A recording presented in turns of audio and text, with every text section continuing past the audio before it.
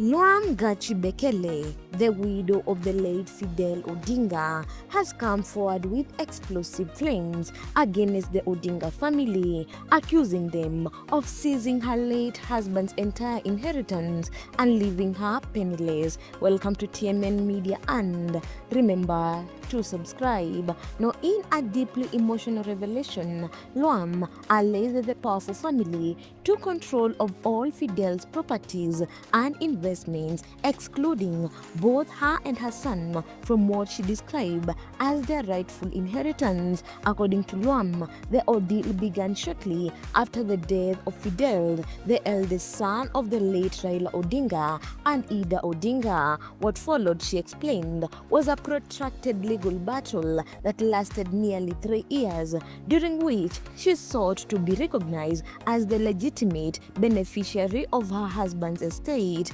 Despite the emotional and financial strain, she eventually won the case in court, giving her hope that justice would finally prevail. However, she revealed that her victory was short-lived. She claimed that Ida Odinga, Raila's widow, later filed a petition to have the matter settled out of court, an action that she said marked the beginning of her downfall. Lwam explained that the move appeared at first to be an attempt to reach an amicable family agreement, but it soon turned into what she described as a calculated effort to sideline her entirely. Despite being the mother of Fidel's son, who under Kenyan law would be the direct heir to his father's estate, Lwam said she was shockingly stripped of all legal control.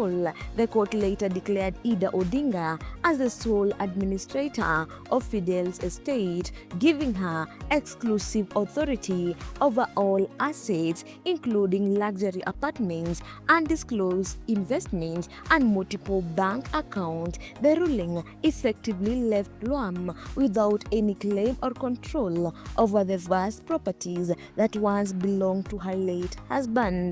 Lwam disclosed that she attempted to appeal the decision through every available legal avenue, but her efforts proved futile. Each attempt, she said, was either dismissed or delayed indefinitely, leaving her emotionally drained and financially broken. With no progress in sight, she eventually decided to leave Kenya and return to her home country, Eritrea, where she tried to rebuild her life away from the legal and political turmoil surrounding the Odinga family.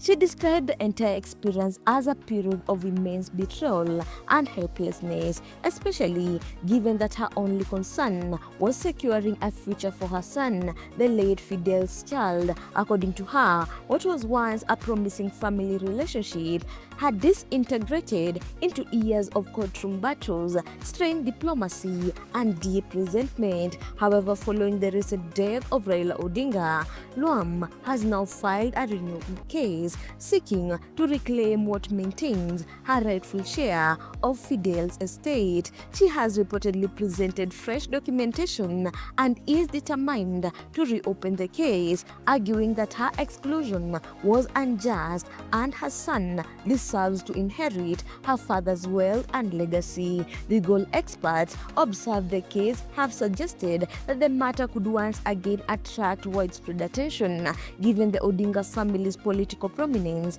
and sensitivities surrounding inheritance disputes. Some have pointed out that if successful, Lwam's renewed petition could set a precedent for cases involving widows and children of high-profile figures in Kenya. As the case resumes, all eyes are once again on the Odinga family, one of Kenya's most powerful and political symbolic dynasties. Whether Lwam's renewed legal battle will finally yield justice remains to be seen, but her decision to speak out has already stirred public interest and reopened one of the country's most controversial family disputes. Guys, if you like this video, make sure to subscribe, like, and comment down below. Also, don't forget to hit the notification bell so that you get every new video once I upload it.